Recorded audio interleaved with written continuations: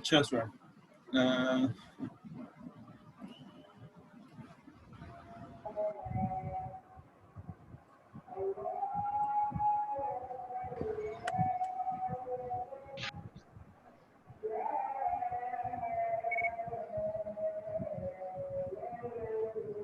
इसका नेट है माशाल्लाह बहुत ज़्यादा चल रहा है। अजान की आवाज़ बड़ी क्लियर आ रही है।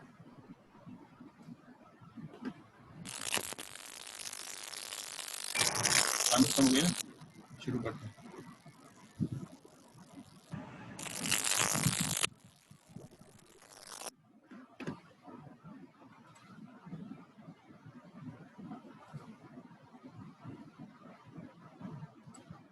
ठीक है, मैं इसको शुरू करता हूँ। अब आप देखें कि हमने अभी टू डायमेंशन अरे बनाए, लास्ट क्लास में बना चुके हैं। जिन लोगों ने देख लिया, हम आज जो आखिरी काम हमने किया था वो करके फिर मैं आगे बढ़ता हूँ। तो मैंने कहा कि एनपी यानी मैं स्टोर कर देता हूँ माई एरे के अंदर। माई एरे मैं इसको स्टोर कर देता हूँ और एनपी के हम एरे के मेथड से इसको डिज़ाइन करते हैं। ठीक है, और मैंने भी आपसे कहा था कि एनपी का जो एरे का अच्छा, कुछ जगहों पे बेसिकली इंटेलिजेंस ऑन होती है। हम जुपिटर नोटबुक पे भी इंटेलिजेंस ऑन कर सकते हैं, उसमें थोड़ा सा स्टेप्स फॉलो करने होते हैं। इसी तरह से पाइथन पे, इसी तरह से स्पाइडर पे इंटेलिजेंस ऑन होने का मतलब ये होता है कि जैसे ही आप डॉट प्रिंट करें तो बता दें कि इसके और मेथड्स कौन से। आप यहाँ पे एरे लिखें तो वो उसको एरे उठा के लिया। इस वक्त नहीं आ रहा ना, तो हमें नहीं पता चल रहा है कि एनपी के और कौन कौन से मेथड होने चाहिए। तो वो इंटेलिजेंस ऑन कर लेंगे इंशाल्लाह। मैं देखूंगा कि उसके क्या स्टेप्स फॉलो करूँ कि इसके इंटेलिजेंस ऑन हो जाए, या कोई और जो है वो स्टूडेंट मुझे बता दे कि जुपिटर नोटबुक में ये काम कर लें तो इसकी इंटेलिजेंस ऑन हो जाएगी। खैर वो हम देख ही लेंगे। कहता है कि हम इसमें जो भी मैंने लिखा था रेंज, ठीक है, आई कॉमा आई प्लस 3, राइट। उसके बाद हमने कहा कि एक फॉर का लूप चलाओ फॉर आई इन, और मैंने यहाँ पे एक लिस्ट, ये लिस्ट जो मैंने दी है, ये लिस्ट मैंने यहाँ पे एक नॉर्मल लिस्ट दे दी है जो कि पाइथन की लिस्ट है, 246 दे दी है मिसाल के तौर पे। और मैंने कहा कि ये जो मैंने रन किया है इसको आप प्रिंट भी कर दें, माई एरे को प्रिंट कर दें। कुछ लोग प्रिंट से करते हैं, जुपिटर जो है बगैर इसके कर देता है। अगर ये कोई एरर नहीं होगा तो ये प्रिंट भी कर देगा, ठीक है ना। अच्छा, मैं सवाल देखूँ सर, आवाज़ गायब हो जाती है बीच बीच में सर, डॉट का बाद डबल टैप प्रेस करके ही होता है, ठीक है। वी आर मिसिंग पैकेट, ठीक है जी, बिल्कुल सही फरमाया, ब्रैकेट मिस कर दिया हमने। तो अगर यहाँ ब्रैकेट लगा दें तो ये हमारा इशू सॉल्व हो जाएगा, और ये आप अगर प्रिंट करें तो देखिए प्रिंट हो जाएगा, ठीक है ना। अब ये आप जो लोग अलर्ट है ना, रावा और जो लोग अलर्ट है माशाल्लाह, तो ये बेसिकली देखें, अगर हमने लास्ट क्लास में भी कहा था कि np डॉट एरे हमने किया और रेंज दे दी आई से। अब अगर मैं इस रेंज को 3 के बजाय 7 दे देता हूँ, यकीनन इसके अंदर चेंज आएगा। चेंज किस में आएगा, इसके कॉलम्स बढ़ जाएंगे। कॉलम्स का मतलब है 2, 3, 4 की जगह ये और आगे तक जाएगा, 6 तक जाएगा। अगर हम देखें तो देखें ये बेसिकली और आगे तक जो है वो 2 से शुरू किया, 7, 8 के 9, ठीक है। 9 के बजाय ये 8 तक प्रिंट कर रहा है पहले वाले रॉ में। और अगर आप उसके कॉलम रॉ भी बढ़ाना चाहते हैं तो यहाँ पे आप इसको 4 के दे चुके हैं, 7 दे दें, फिर 9 दे दें, इस तरह की और चीज़ें दे दें, तो आप देखेंगे कि इसका जो एरे है वो और मजीद बढ़ जाएगा, ठीक है ना। ये 2 डायमेंशनल एरे आपके सामने, और बिल्कुल ऐसे ही जैसे आप अपने दूसरे प्रोग्रामिंग लैंग्वेज में 2 डायमेंशनल एरे लेते हैं। अगर मैं कहूँ कि आप इस 2 डायमेंशनल एरे में डायगोनल, इसको डायगोनल यानी इसको आप स्क्वायर बना दें, स्क्वायर मैट्रिक्स हो ये, तो आप इसके रॉ और कॉलम को इक्वल कर देंगे। अभी इसके अंदर रॉ और कॉलम इक्वल नहीं है, यानी मिसाल 1, 2, 3, 4, 5, 6, 7 इसकी कॉलम आ रहे हैं, 1, 2, 3, 4, 5 इसके रॉ आ रहे हैं। तो आप यहाँ पे बीच में एक 8 भी ऐड कर दें, तो अब आप देखें आपके पास कुछ इस तरह की सिचुएशन आई। अब आपके पास रॉ एंड कॉलम सेम आ रहा है, तो इसमें एक डायगोनल भी एग्जिस्ट करेगा। अगर मैं आपसे सवाल करता हूँ, जैसे हम डेटा स्ट्रक्चर में पढ़ते रहे, जिन्होंने मेरे से डेटा से, ये इसका डायगोनल है। सॉरी, अभी भी गलत हो गया सर, एक और ऐड होगा। एक और ऐड होगा, सही कह रहा हूँ। अभी भी ये बना नहीं है ना, तो एक और ऐड होगा। तो ये आ जाएगा, मिसाल के तौर पे मैं इसको 10 कर दूं, अब ये बन गया 1 2 3 4 5 6 7, ठीक है। अब ये बेसिकली अगर मैं आपसे क्वेश्चन पूछ रहा हूँ, जो लोग यहाँ बैठे हुए प्रोग्रामिंग कर रहे हैं, मैं आपसे कहूँ कि ये इसका जो डायगोनल है, ठीक है, इसको प्राइमरी डायगोनल कहते हैं। ये वाले जो दूसरा वाला होता है सेकेंडरी डायगोनल कहलाता है। जो प्राइमरी डायगोनल है, इसके ऊपर वाला जो पार्ट है, प्राइमरी डायगोनल के जो ऊपर वाला पार्ट है, यानी ये वाला जो पार्ट है, ठीक है नवाज, अभी आपने तो खैर डेटा स्ट्रक्चर में पढ़ाया भी होगा, जिन्होंने मुझसे पढ़ाया उन्होंने, ये वाला पार्ट जो है इसका मुझे सम चाहिए। ऐसा कोड लिखो जो इनको सम कर दे और इसका क्यूमुलेटिव सम का आंसर निकाल दे। या फिर इसके जो नीचे वाला पार्ट है, ठीक है, इसके नीचे वाला पार्ट है, इसका सम करके मुझे दे दे। तो ऐसा नहीं कि मैं हाथ से जो कैलकुलेटर से सम कर रहा हूँ, बल्कि अगर मैं इसके साइजेस को ज़्यादा कम करूँ तो मेरे कोड के ऊपर कोई फर्क ना पड़े और इनके सम जो है मेरे पास आ जाए अलग अलग, ठीक है।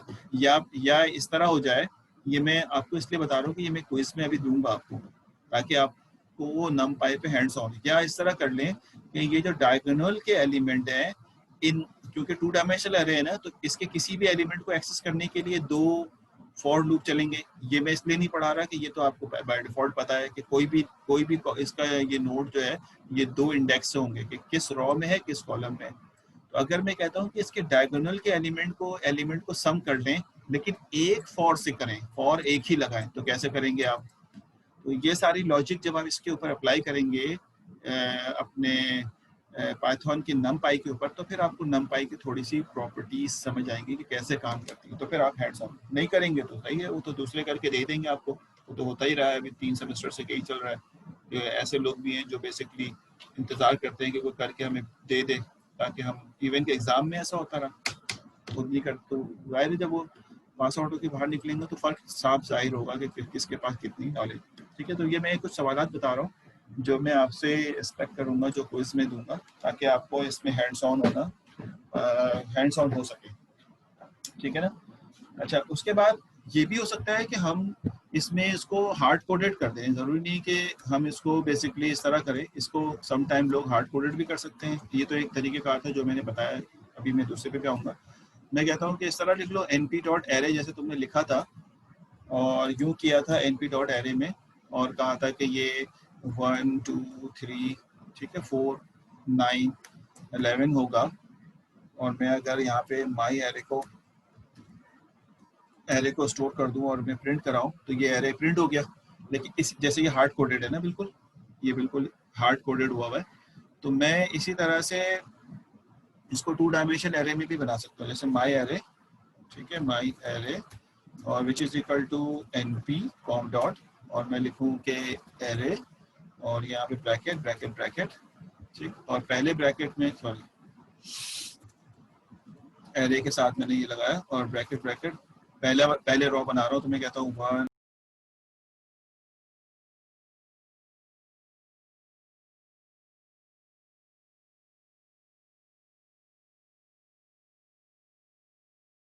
तो ये आ गया आपके पास। और उसके बाद मैं कहूँ कॉमा और अगले में चला जाऊँ और यूँ लिखूँ मैं मिसाल के तौर पे 6 7 8 9, और मैंने 6 से कम कर लेते हैं इसको कर लेते हैं 4 तक, ताकि जल्दी जल्दी हो जाए। यहाँ पे मैं लिखता हूँ 5 से 5 6 7 8, ठीक है, 4 एलिमेंट यहाँ दिया और यहाँ ब्रैकेट क्लोज कर दिया।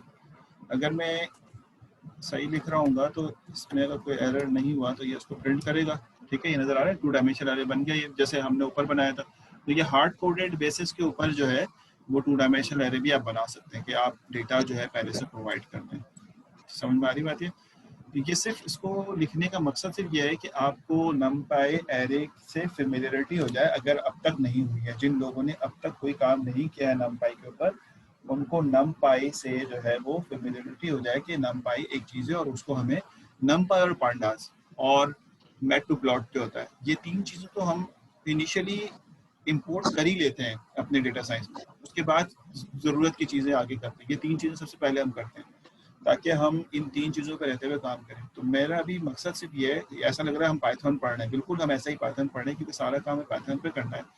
और उसकी जो और पाइथन को ये एक छोटी सी नमपाई पे ही नहीं एग्जिस्ट करता। इस वक्त हम डेटा साइंस की रिक्वायरमेंट पूरी कर रहे हैं जो हमारे कोर्स आउटलाइन में लिखा हुआ, ठीक है ना।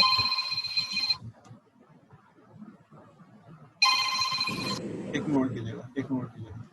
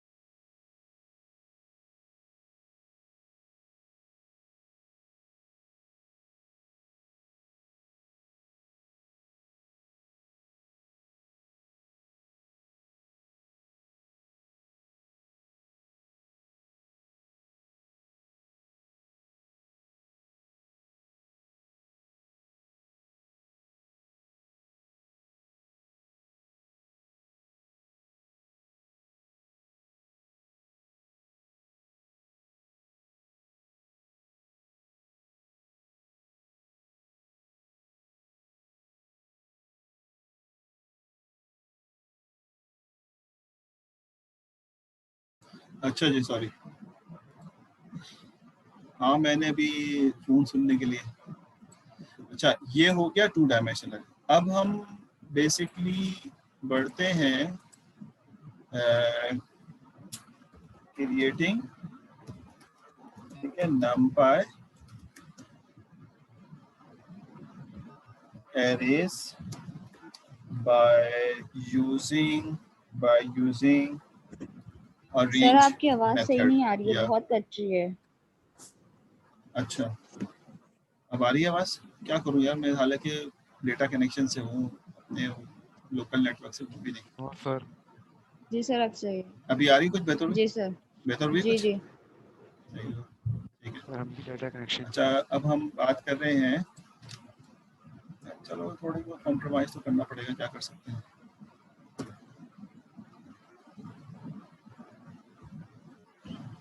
ठीक है, अब हम बात कर रहे हैं creating the numpy array by arange method. अब हम अरेंज मेथड के थ्रू जो है वो numpy को जो है वो इस्तेमाल करना चाहते हैं और इसके थ्रू एरे बनाना चाहते हैं। तो उसकी कुछ एग्जांपल्स हम पढ़ लेते हैं ताकि जब आप उसको सॉल्व करें तो आसानी सिंप्लीफाई कर सकें। कुछ एग्जांपल्स में यहाँ करा दूंगा मैं, जैसे मैंने आपसे पहले कहा, और बाकी जो है वो आपने खुद जो है वो मैं आपको रेफर कर दूंगा पेज नंबर, उससे आपने करके आना है ताकि आप जो है वो प्रैक्टिस कर सकें। अच्छा, numpy हमने इंपोर्ट किया हुआ है, हमें numpy दोबारा इंपोर्ट करने की ज़रूरत नहीं है। अब आप जब अरेंज करते हैं ना, तो हम एक सिंगल डायमेंशनल एरे अगर बना रहे हैं और सिंगल डायमेंशनल एरे हमें बनाना है और हम मतलब डिफरेंट साइजेस में या डिफरेंट स्टेप्स के साथ अगर जनरेट करना चाहें तो ये अरेंज का मेथड बहुत ही अच्छा है जिससे हम इसको डिज़ाइन कर सकते हैं। मिसाल के तौर पे माई एरे, एक सिंपल, अगर हम यहाँ पे सबसे पहला देखें माई एरे, ठीक है, विच इज़ इक्वल टू, और अगर मैं इसको लिखता हूँ np डॉट, सॉरी एक है, ठीक है, अरेंज ऑफ, मिसाल के तौर पर 10 लिख देता हूँ और मैं इसको प्रिंट कर देता हूँ माई एरे में, तो ये आपके पास आ जाएगा। देखें, 0 से अरेंज में जो 10 लिखा है तो 10 एलिमेंट प्रिंट हो जाएंगे 0 से लेकर 9 तक, ठीक है ना। तो ये भी एक एरे, और देखें आप नीचे लिखा हुआ नजर आ रहा है कि ये एक एरे बन रहा है, आपने लिखा अरेंज है, ठीक है, ये अरेंज का मतलब है अरेंज, तो आपने यहाँ पे बेसिकली अरेंज लिखा हुआ है लेकिन ये बन के आपके पास एक एरे आ रहा है, यानी ये एनपी का एक मेथड।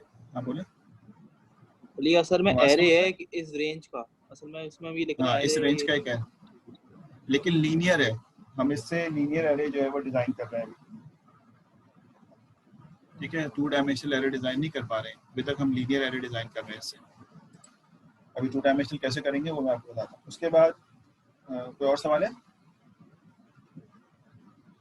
सर यहाँ पे हम बता भी सकते हैं ना कि मतलब कहाँ से स्टार्ट हो और कहाँ तक की रेंज हो? जी जी जी जी जी जी बिल्कुल, अभी मैं उस पर आता हूँ, कहाँ से स्टार्ट हो, कहाँ से स्टार्ट एंड हो।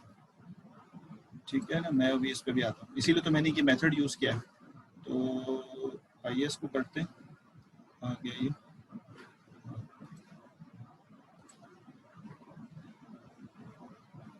सॉरी,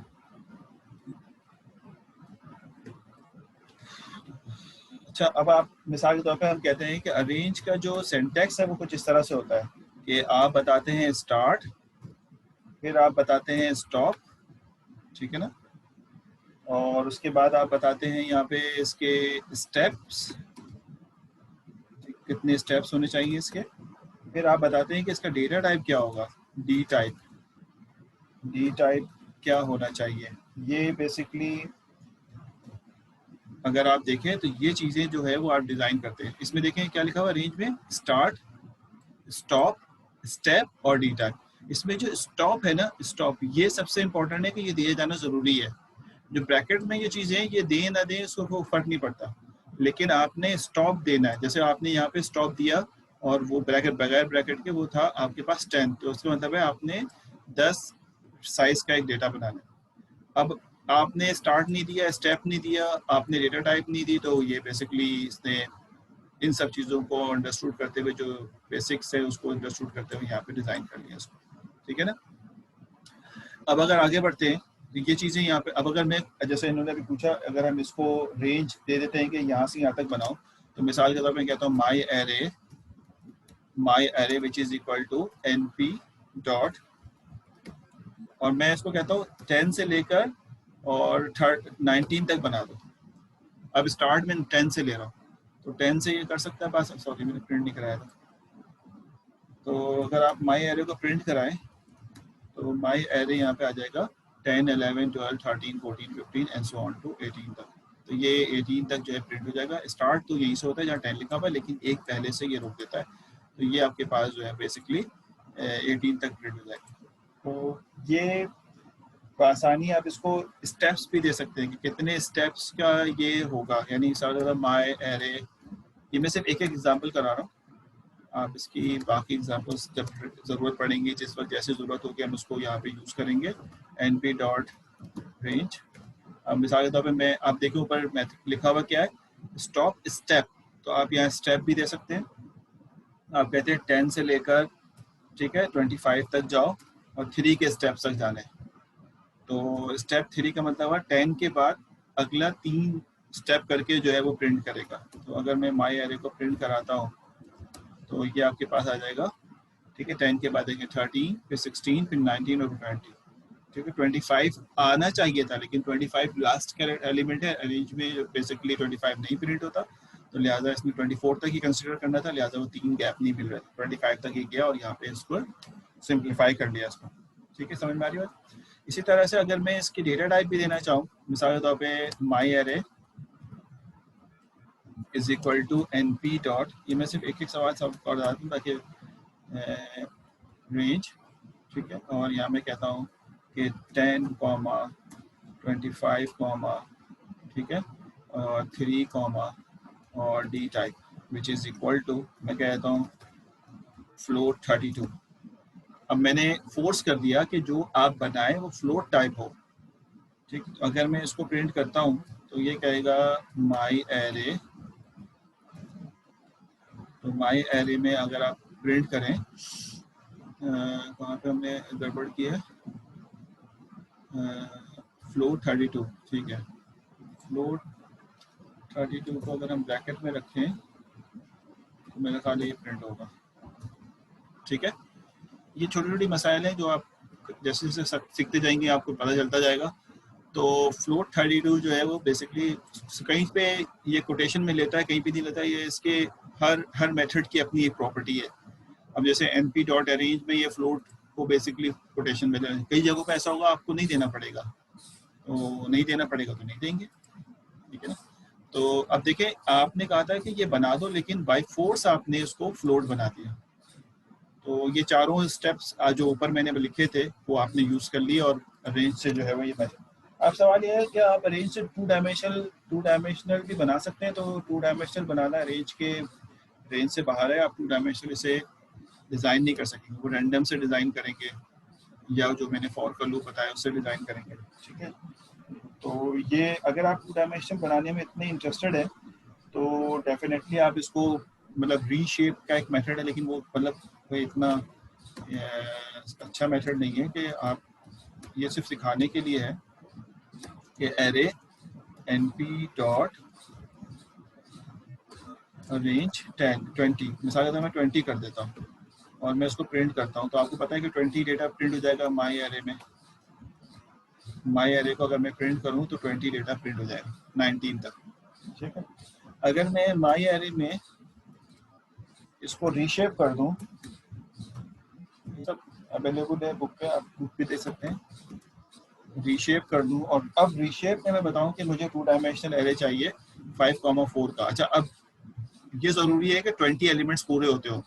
5,4 5 रो 4 कॉलम, 5 रोज 4 कॉलम्स 20 बनेंगे, ठीक है। तो आपके पास ये रीशेप हो जाएगा 2 डायमेंशनल में। मिसाल के तौर पे मैं इसको प्रिंट करूँ माई एरे, तो ये आपके पास जो है 2 डायमेंशनल। वो जो सिंगल डायमेंशनल था उसी को देखें, मैंने ये देखने की बात ये है कि यहाँ पे मैंने माई एरे में सिंगल डायमेंशनल एरे बनाया था अरेंज को यूज करके, फिर उसको रीशेप कर दिया 5/4 में। अगर मैं एक मिनट, अगर मैं इसको 3 करता हूँ तो ये एरर देना शुरू कर देगा। लेता हूँ बेटा सवाल, अगर मैं इसको 4 दूँ या इसको चेंज करूँ इस तरह से कि ये रहे मल्टीप्लिकेशन 20 ही, जैसे मैं अगर 10,2 करूँ तो ये बेसिकली कॉमा आना चाहिए ना। मैं ले रहा हूँ सवाल, रवा की बात करी, ये 10,2 जो है इसमें प्रिंट हो जाए। जी सर, अब ये एक पोर्शन मैंने कंप्लीट कर दिया है। अब आप अगर कोई सवाल है तो पूछ लें।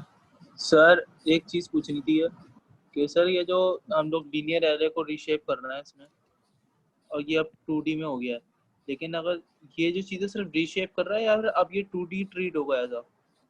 नहीं, अगर तुम उसको शो उसी एरे में से सेव कर दोगे तो 2D में हो जाएगा। अगर एरे का ये नाम चेंज 2D हो कर दो, जाएगा।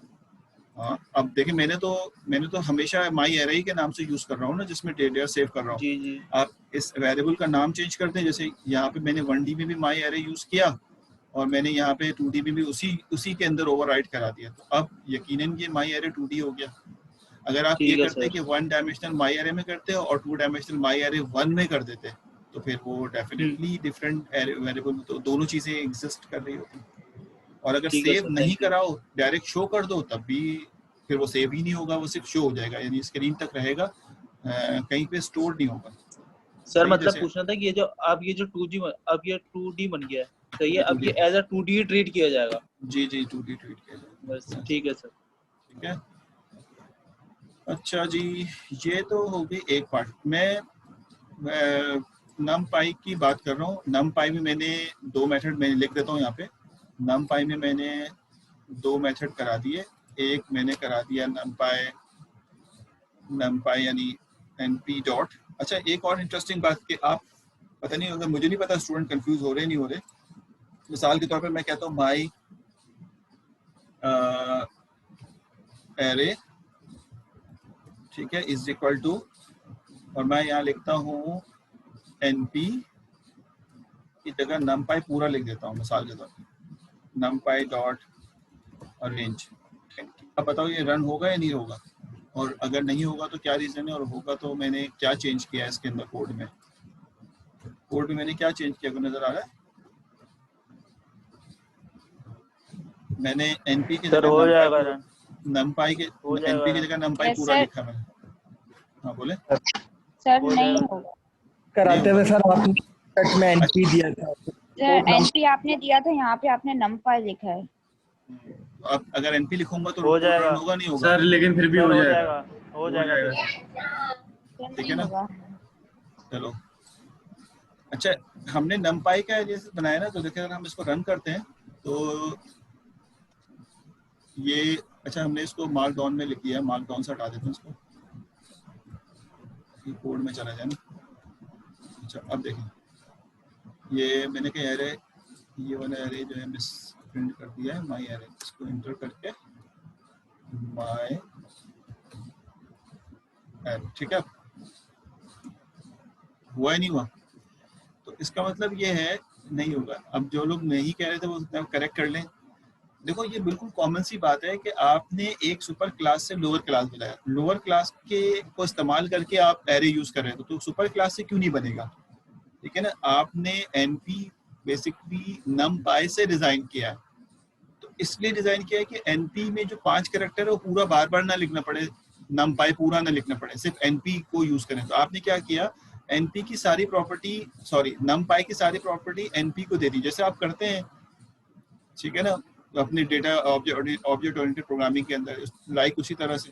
तो अब जब उसको प्रॉपर्टी दे दी तो इसकी प्रॉपर्टी खत्म थोड़ी हो गई, अब आप नमपाई से लिखना चाहे तो नमपाई से भी लिख सकते हैं। तो ये मैं आपसे बता रहा था कि हमने एनपीसी किस वजह से शो किया है कि ताकि आपको छोटे वर्ड के अंदर मसाइल हल हो जाए। सर ठीक है, एक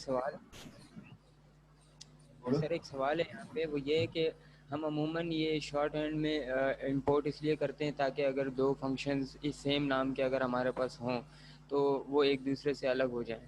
मिसाल के तौर पर हम बिल्ट इन कॉस का फंक्शन इंपोर्ट करते हैं एज सी, और हमने अपना भी एक कॉस का फंक्शन बनाया हुआ है, तो ताकि दोनों अलग हो जाएं तो बिल्ट इन वाला एज अ सी हम इंटरप्रेट करें और अपना वाला पूरा कॉस। तो अगर इस तरह से ये दोनों सेम काम कर रहे हैं तो अगर हम कॉज लिखेंगे तो हो सकता है हमारा बिल्ट इन कॉज का फंक्शन भी रन हो जाए।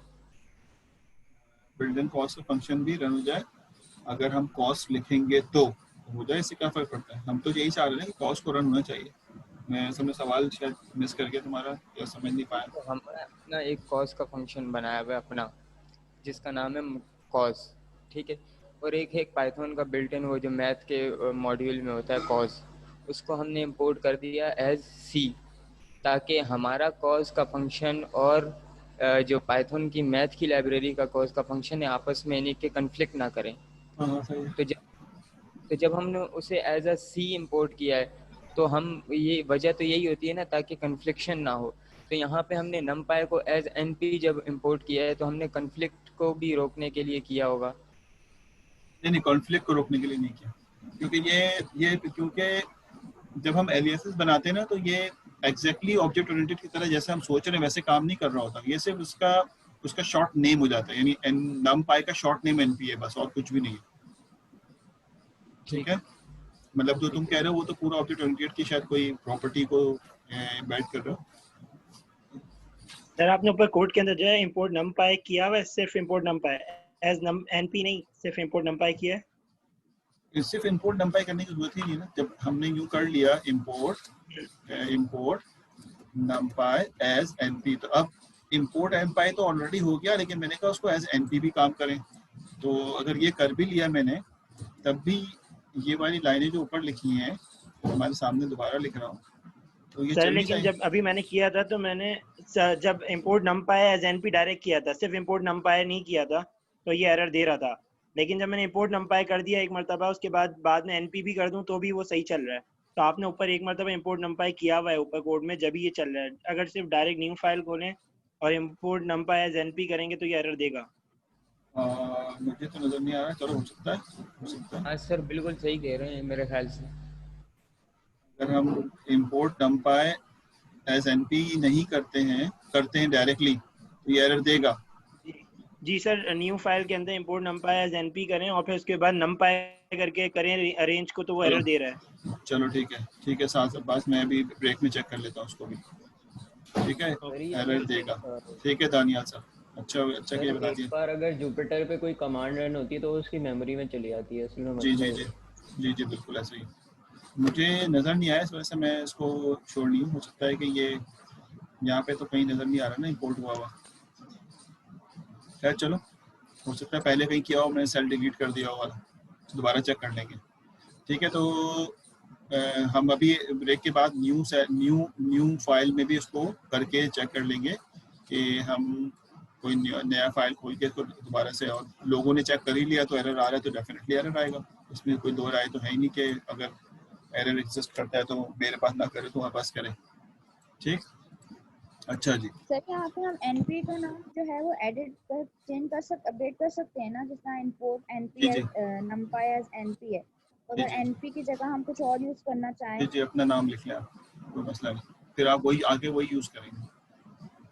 एनपी तो खाली हमने आसानी के लिए जो नमपाई है उसकी शॉर्ट फॉर्म लिखी है एनपी। ठीक, और जैसे इन लोगों ने बताया स्टूडेंट्स ने, बिल्कुल सही है कि आप इन छोटी छोटी बातों का ख्याल रखें। ये इम्पोर्टेंट है कि अगर हम एलियासिस के बगैर उसको डायरेक्टली मैंने पूरा ये क्या कहते हैं इनिशलाइज कर देंगे तो फिर वो नमपाई नहीं चलेगा एज पर इंस्ट्रक्शन। मैं भी चेक कर लूँगा उसको। अच्छा आइए आगे बढ़ते हैं और हम यहाँ पे अब कुछ बाय डिफ़ॉल्ट फंक्शन है उसको डिफाइन करते हैं रैंडम वगैरह, उसके बाद फिर इसको कंप्लीट करते हैं और आगे फिर हम पांडास की तरफ जाएंगे। तो creating arrays from scratch. Arrays को हम बेसिकली स्क्रैच से देखना चाहेंगे कि एरेज जो है वो क्या है और स्क्रैच से किस तरह से। तो 2 डायमेंशनल एरे भी इसमें देखेंगे हम और दूसरी चीज़ें भी हम यहाँ चेक करेंगे। तो इसमें कौन कौन से पार्ट हम डिस्कस करेंगे, इसमें हम लाइन स्पेस देखेंगे, जीरोस देखेंगे, वंस देखेंगे, आई है, लेंथ है। तो ये सारी चीज़ें किस तरह वर्क करती हैं तो ये हम यहाँ पे देखते हैं। तो अगर आपको एक एरे बनाना है 2 डायमेंशन और सारे एलिमेंट उसके ज़ीरो हों जैसा कि हम देखते रहे, तो वो किस तरह बनेगा।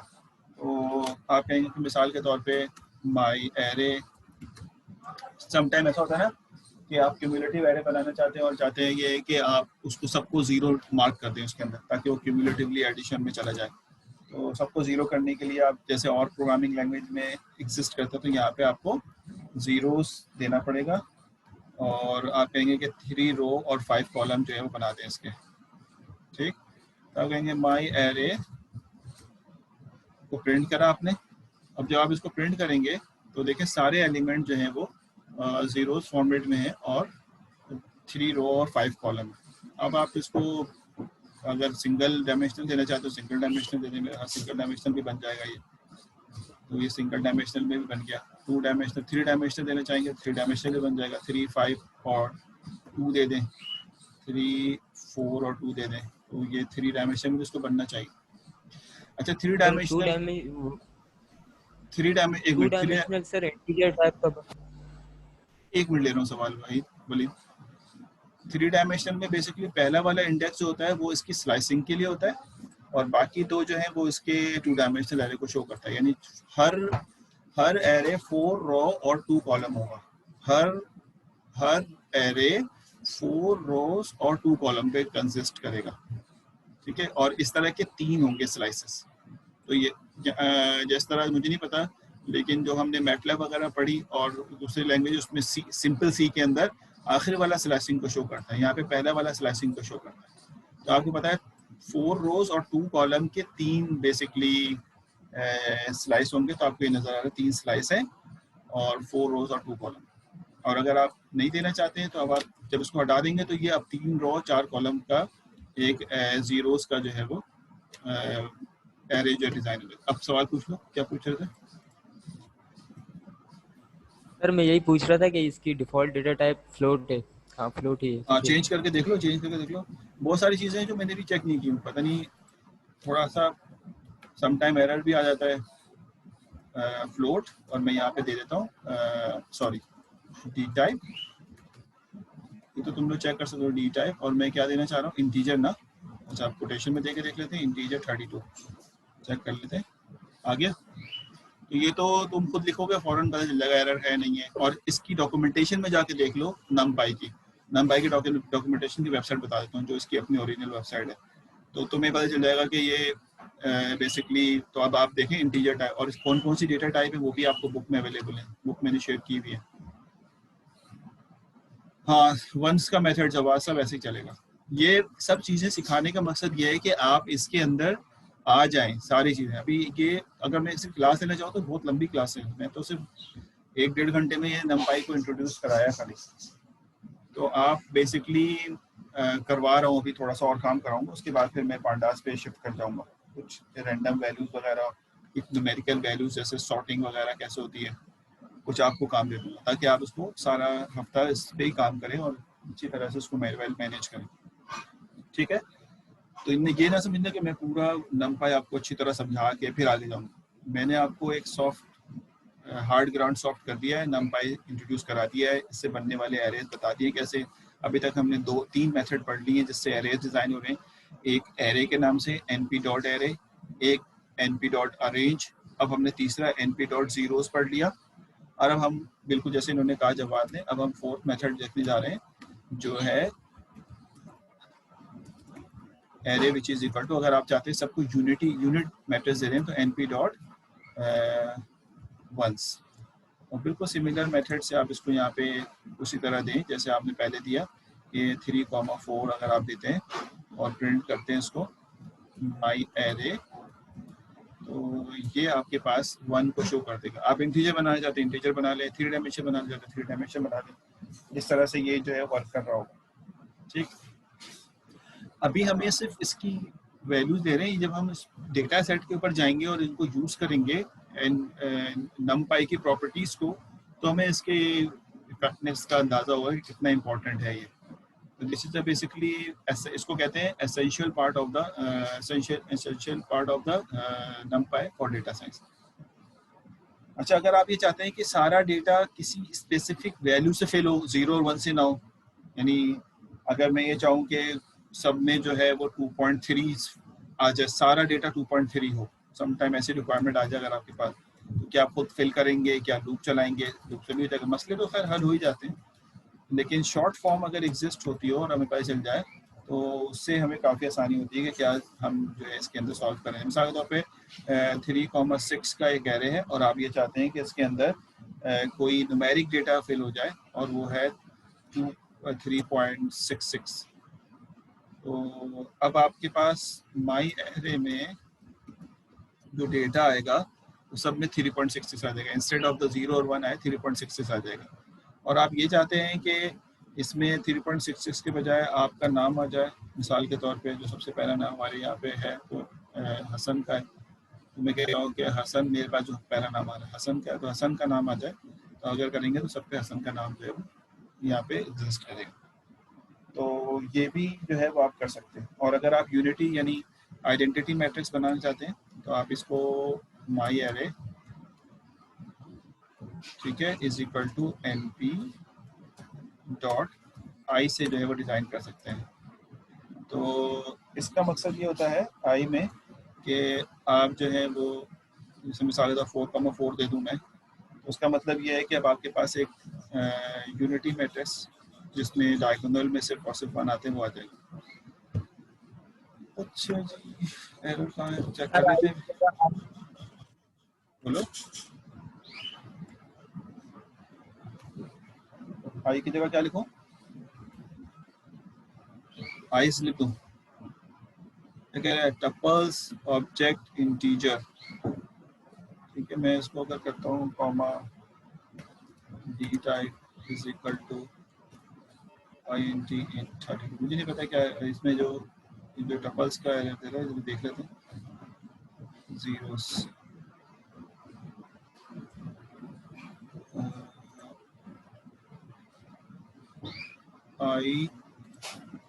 आइज होगा, नहीं आइज नहीं है तो आइज है सर, आइज है। आइज पे कहाँ एरर आ रहा है?